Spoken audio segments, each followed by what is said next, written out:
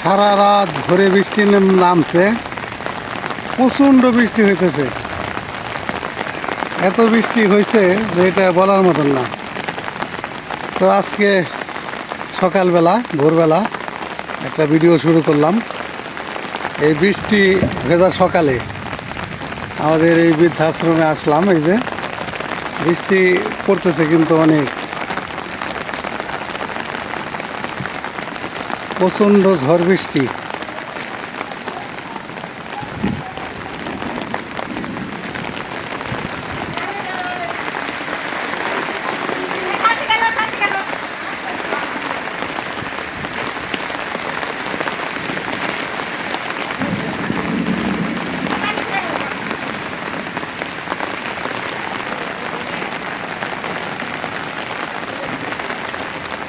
তো এই আমাদের পুকুর পার, এই দেখেন তলায় গেছে একেবারে একদম।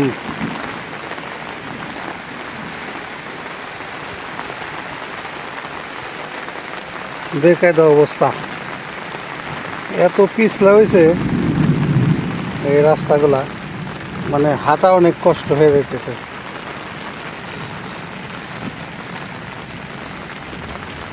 সারা রাত একভাবে বৃষ্টি হচ্ছে।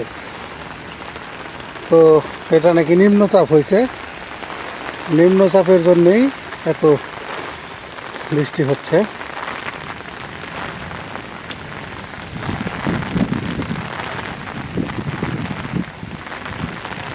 তো প্রকৃতি যে এত সুন্দর দেখেন, এখানে প্রায় গিরা পানি হয়ে গেছে আমার এই যে ঘরটার এখানে।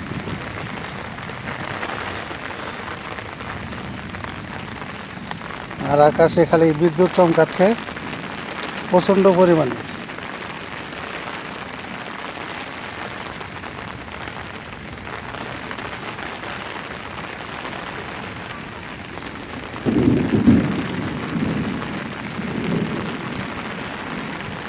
কখনো একটু কমে বৃষ্টি, আবার কখনো বাড়ে।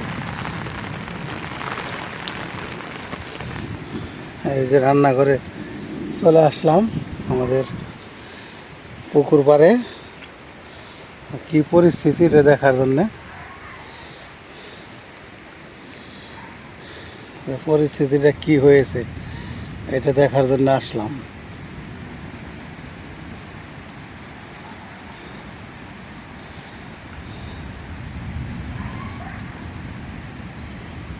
আমাদের চারপাশের যে পাইপগুলো আছে এগুলো সব কিন্তু তলায় গেছে একদম। বৃষ্টির ভিতরে আর কত থাকবো, অনেক হইতেছে, বিদ্যুৎ চমকাইতেছে। সারা রাত বৃষ্টি। দেখেন আকাশের অবস্থা, আকাশ একদম কালো মেঘে আচ্ছন্ন, মেঘে মেঘে আকাশ ছায়া গেছে পুরো। এই দেখেন মেঘের ভেলা, মেঘ খালি দৌড়াইতেছে, একবার এই সাইড থেকে ওই সাইড, একবার ওই সাইড থেকে ওই সাইড। মানে প্রচণ্ড পরিমাণে, মানে একদম ঝড়ো বাতাস যেমন তেমন হচ্ছে বৃষ্টি। মানে প্রচুর পরিমাণে বৃষ্টি হচ্ছে, কখনো একটু কমতেছে আবার কখনো একটু বেশি। হ্যাঁ, অনেক দুর্যোগ চলতেছে, দুর্যোগপূর্ণ আবহাওয়া। তো এই জন্য আসলাম পুকুর পাড়ে একটু দেখার জন্য যে আমার পুকুরের কি পরিস্থিতি। এই পুকুরে এখন পুকুরটা ভরা, মাশাআল্লাহ মাছ দেখে আসি। ভরা, টেনশন জানি পানিটা ডুবে না যায়। তো বন্ধুরা দেখাই আপনাদের যে কি পরিস্থিতি, প্রচুর বাতাস।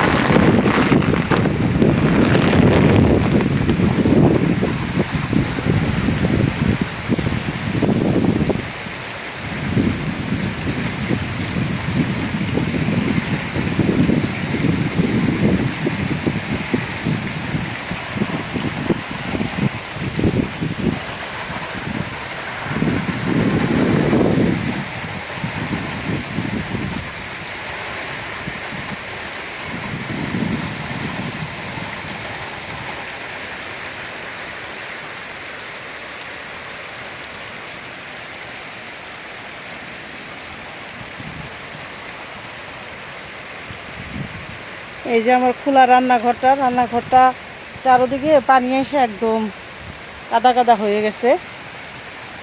আবার যখন রোদ উঠে পরিষ্কার হয় তখন আবার রান্নাঘরটা লিপতে হইব। তো ওই যে বিথির বাবা পুকুরের ওই পার চলে গেছে, ওই যে 3 সাইডে পাইপ দেওয়া আছে, ওই সাইডে যদি খোলা থাকে তাহলে তো পানি বের হইলে মাছ বের হয়ে যাবে। এগুলি দেখতে গেছে যে কোনো দিকে আবার লিক হইল নাকি।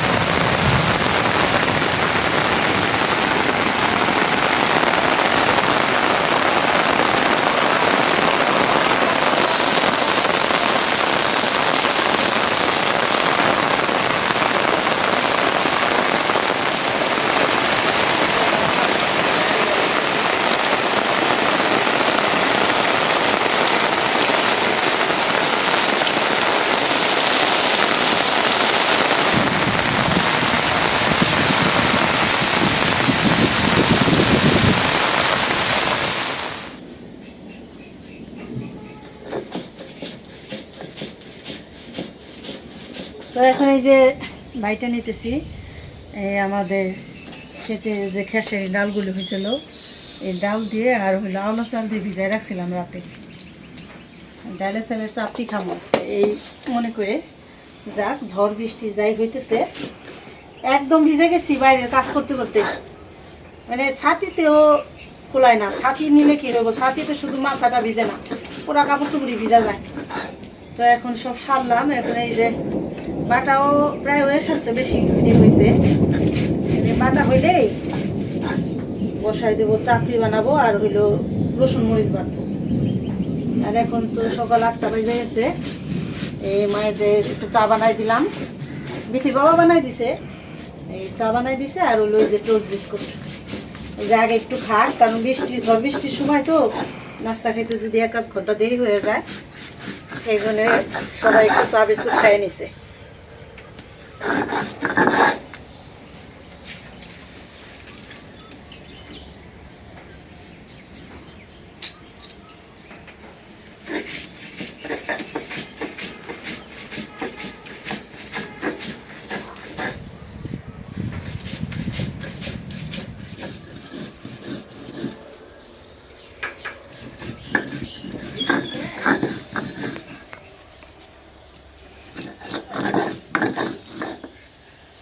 এই যে বাটলাম এখানে পেঁয়াজ আর কাঁচামরিচ।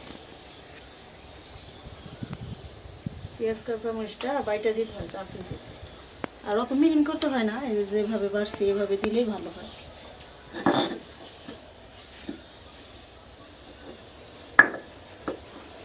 তো চাপড়ির আইটেম তো বাটাবাটি হইলো, এখন হইলো মাখায়ে দেই, বিথির বাবা বানাক আর আমি হইলো ই করি, এই যে লাল মরিচ বাটি না রসুন মরিচ।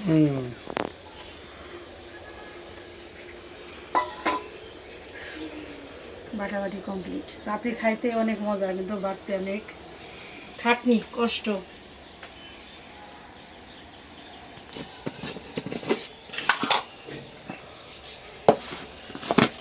আর এগুলো একটু খুলে ঢাই করে নিলাম। আর এখানে যে রসুনগুলি মা বাড়ি থেকে ছিলে দিছে, আর শুকনো মরিচ নিছি। এখন নিয়ে নিব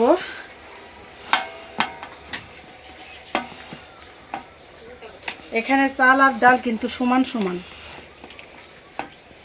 সমান সমান দেখে এটাতে বড়াও খাওয়া যাবে, অসুবিধা নাই। তাতে এই জন্য বড়া খাওয়ার জন্য কিছুটা রেখে দেই, ঠিক না? আর কিছুটা ই করি, এতখানি চাপড়ি হয়তো বেশি হবে ই করলে এইখানেই করি। আর এটা থাক, নিয়ে নিলাম, দিয়ে দিলাম লবণ, একটু কম দিই, পরে দেখে একটু দেব হলুদের গুঁড়া, সব মশলাই দিব অল্প অল্প।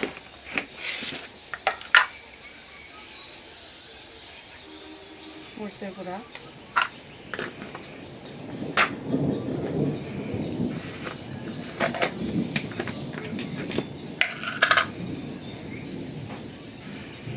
দিলাম ধনিয়ার গুঁড়া, আদা রসুন বাটা তো একটু না, এই দিয়ে দিলাম আদা রসুন জিরা বাটা মিলানো, দিয়ে দিলাম জিরার গুঁড়া। সব মশলা দিছি কম কম করে, এখন ভালো করে মাখাবো।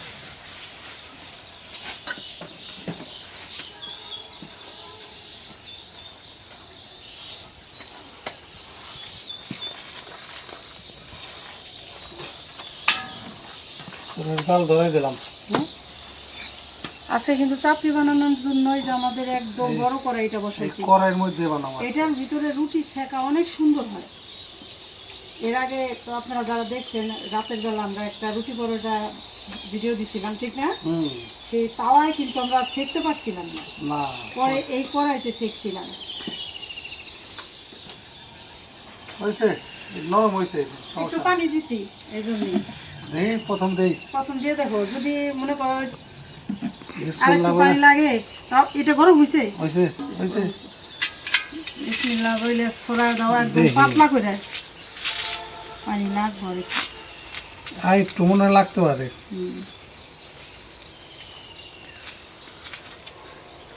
দেখি প্রথম খোলা দিলাম, বুঝো নাই, আর একটু পানি লাগবে, এই যে অল্প একটু দিই, এই সামান্য, হ্যাঁ সামান্য দাও।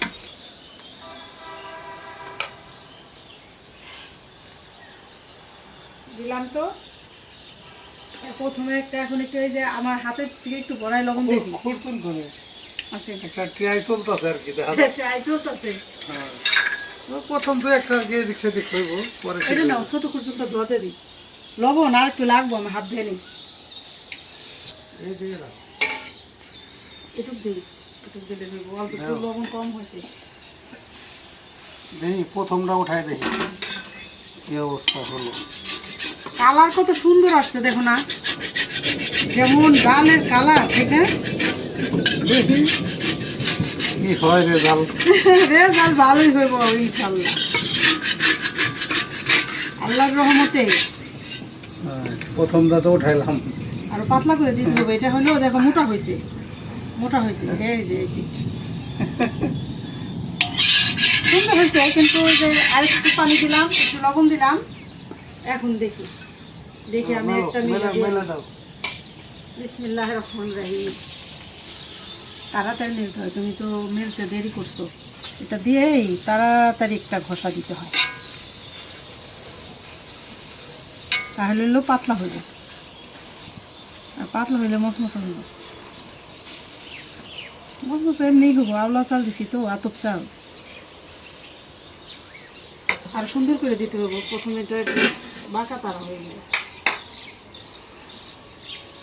টেস্ট করে দেখো তো কেমন হয়েছে। দেখি সব ঠিক লবণ আছে। টবণ হয়েছে? না, লবণ তো পরে একটু দিলাম, কম হয়েছিল। কেমন হয়েছে?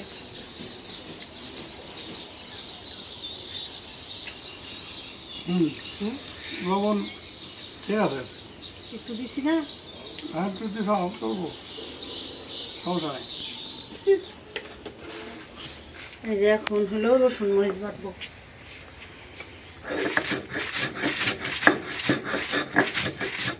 রসুন মরিচের ভর্তা কিন্তু ভাজি না, আভাজা। আভাজাটা স্বাদ আলাদা। কাঁচা। হুম।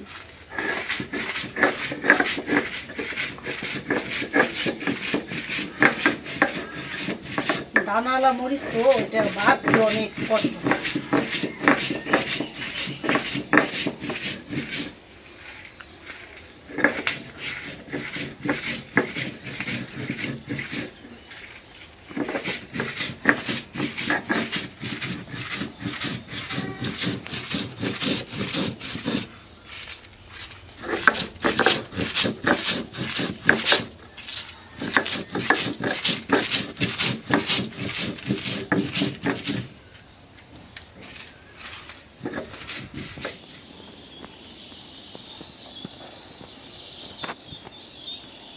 এই যে এখন কড়াই চেঞ্জ করে দিছি। আপনাদের ফারুক ভাই তো কতগুলি বানাইছে, আর আমি তো এই যে লাল মরিচ বাটলাম। এই দেখেন কি সুন্দর বাটা। তো মায়েদের খাইতে দেওয়া হয়েছে। আর এই যে আমাদের দাও। প্লেট বুঝো ওখানে আছে কেন।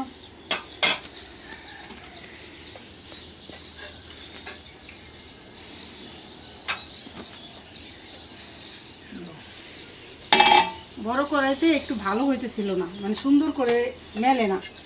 এই যে বানাইছে তা হয়েছে, মোটামুটি হয়েছে। এই যে হুম, এগুলি এমনিই খাওয়া যায়, কারণ এগুলি মরিচ বাইটে দিছি, হুম, মশলা দিছি, কিন্তু লাল মরিচটা যে সব করে খায় আর কি। লাল মরিচ হলো মেন। হ্যাঁ, ওইটা বাড়ছি শুধু যে আব্বা বলছে কি একটু লাল মরিচ বাইটে, আমাদের লাগে নাই। আমি একটা চাপটি খাইছি, কারণ এটা তো এমনি ঝাল ঝাল। ছোট চামচ না ওই নাও, শুরু করো।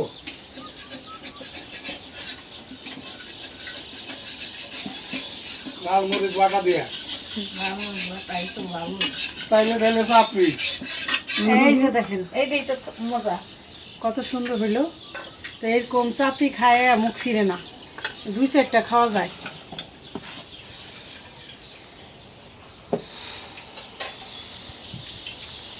সেই মজা আছে।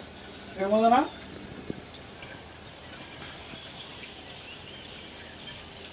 আমার মা খালারা খাইতেছে না করে, আর আবার মরিচ বাটা খাইবো না, কয় চাপড়িতে এমনি মজা, ঝাল হয়েছে এমনি। এই জন্য এই আপা আবার মরিচ বাটাটা পছন্দ করে। কোথায়? মরিচ বাটা পছন্দ করে। এই আব্বা বলে দিছে কেউ বিতির মা এই একটু লাল মরিচ পাইতো চাপড়ির সাথে, তাই তো স্বাদ। হ্যাঁ, আগে তো খাইছে আব্বা গল্প করে যে আমার নানা বাড়ি সবাই আগেকার মাঝে যে খেসারি কলে খেতে হয়েছে, এই সবাই খাইছে। মা কয়েছি কয় চাল দিছি মাত্র হলো 1 পট, আর ডাল দিছি 3 পট। এত বেশ কম, আর আমি ভিজাইছি হলো অর্ধেক দিয়ে। আমার ছেলে নেই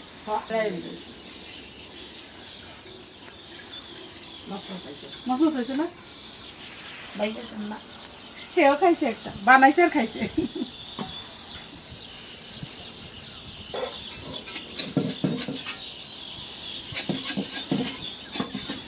আসলে এই চাপড়ি হলো এই যে মাটির চুলে সবচেয়ে ভালো হয়। অনেকেই আছে যে মনে করে গ্যাসের চুলায় রান্না করার সুবিধা বেশি।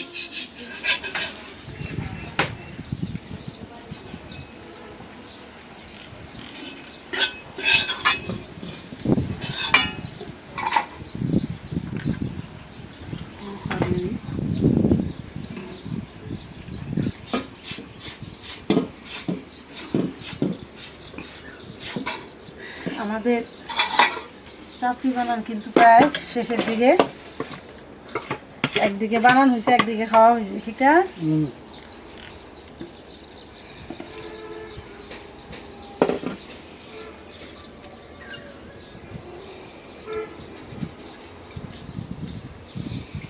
তাওয়াই অনেক সুন্দর হয়, কিন্তু আমাদের ওই যে যে ঝকঝকা চকচকা তাওয়াটা ওইটা এখানে বসে না, এটা একটু সমস্যা, ঠিক না?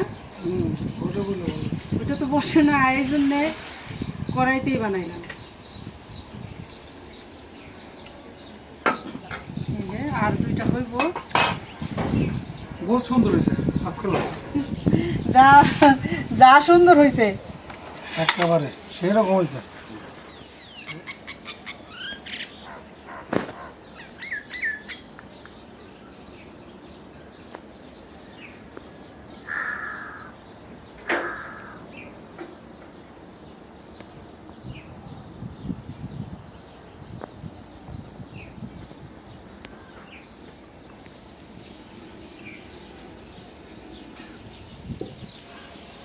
তো বন্ধুরা, হয়ে গেল সকালের নাস্তার খাবারের সব আয়োজন, খাওয়া দাওয়া হলো।